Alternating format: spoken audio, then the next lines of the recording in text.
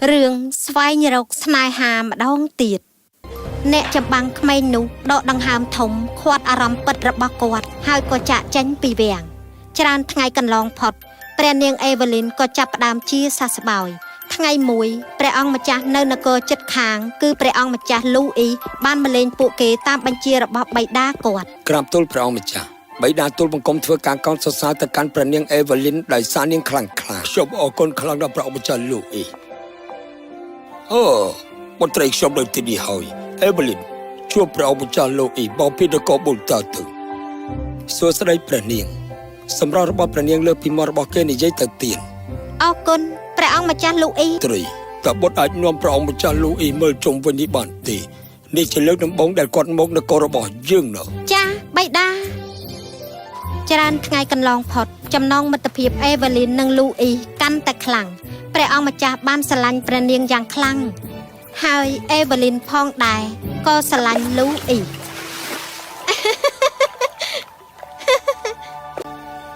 បងមិនដែលឃើញនាងសប្បាយចិត្តចឹងតាំងពីមានរឿងនោះមកណាគឺពិតខ្លាំងណាស់បងអូនគិតថាពេលវេលារបស់គាត់មិនសមប្រកប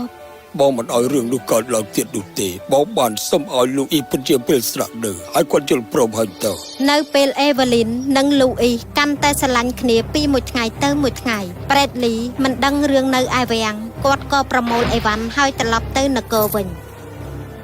មួយខែដោយគ្មានអូនជាច្រើនខែយើងមិនដែលបាននៅដោយមិនបានឃើញមុខគ្នាសូម្បីតែមួយថ្ងៃហើយអ្វីបានជាវាសនាខុសខើយ៉ាងនេះធ្វើឲ្យយើងត្រូវតែទទួលយកចំពោះរឿងនេះតែឥឡូវបងត្រកអូនវិញហើយអូនសម្លាញ់ Bradley ចូលទៅនគរនិងសម្ដៅទៅវាំងតែអ្វីដែលរងចាំគាត់គឺជារឿងដែលគាត់នឹកស្មានមិនដល់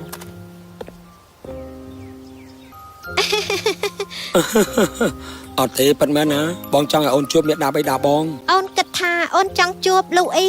អូអេវ៉ាលីនកំហឹងដ៏ពុះកញ្ជ្រោលនៅក្នុងចិត្តរបស់ Bradley ជើងរបស់គាត់ស្រាប់តែទន់តើគាត់ជាណាសួស្តីអេវ៉ាលីនមើលទៅ Bradley ហើយភ្លាមនោះនាងចងចាំថាគាត់ជាបរិសុទ្ធដែលនាងបានឃើញនៅពេលដែលនាងដឹងខ្លួនមានអារម្មណ៍អ្វីមួយនៅក្នុងចិត្តរបស់នាងញាប់ញ័រសួស្តីលោកខ្ញុំកំពុងតែនិយាយជាមួយលោកខ្ញុំណែខ្ញុំអូគាត់ជាមនុស្សដែលខ្ញុំហៅឲ្យមកធ្វើការប្រហែលជាវង្វេងទៅជុំវិញនេះហើយមកដល់កំឡោះតោះនិយាយការងារខ្ញុំមកដល់បូ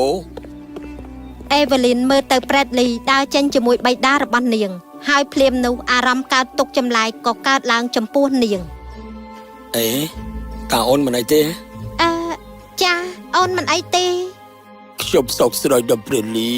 ការចងចាំរបស់នាងមិនត្រឡប់មកវិញសោះតែនាងនៅជាមួយព្រះអង្គម្ចាស់លោកអ៊ីសបាយចិនណាហើយខ្ញុំមិនអាចចូលសេចក្តីសុខចេញពីនាងម្ដងទៀតទេតើខ្ញុំត្រូវធ្វើអ្វីទៅចេញពីនគរយើងនឹងឲ្យទ្រព្យសម្បត្តិទាំងឯងជាមួយលុយជាច្រើនទៅរកកន្លែងផ្សេងទៅរកអ្នកផ្សេងជំនួសជឿណាតែខ្ញុំ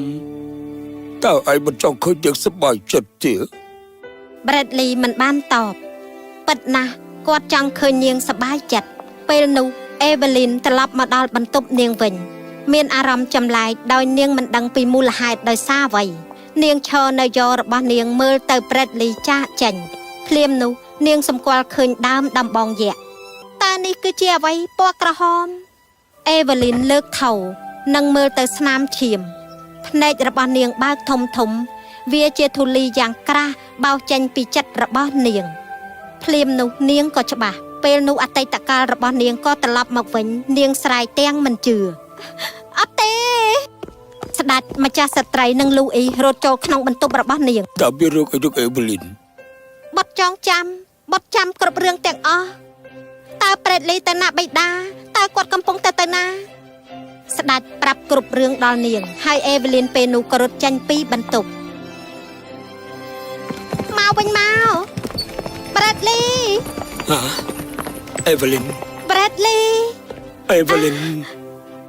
អូ Bradley អូនចងចាំគ្រប់រឿងហើយបងសម្លាញ់ថ្មីសូមកុំចាក់ចាញ់អីអូនមិនអាចរស់ដោយគ្មានបងបានទេបងមិនទៅទេដូច្នេះ Bradley និង Evelyn ទីបំផុតក៏បានជួបគ្នាស្ដេច ទៅរកលូអ៊ីដើម្បីសុំទោស ខ្ញុំសោកស្ដាយណាស់លូអ៊ីសូមទទួលយកការសុំទោសពីខ្ញុំផងចុះណាខ្ញុំពិតជាចង់រៀបអភិសេកជាមួយព្រះនាងព្រះអង្គដឹងទេខ្ញុំនឹងទៅសុំចាប់ដៃរបស់នាងដើម្បីរៀបអភិសេក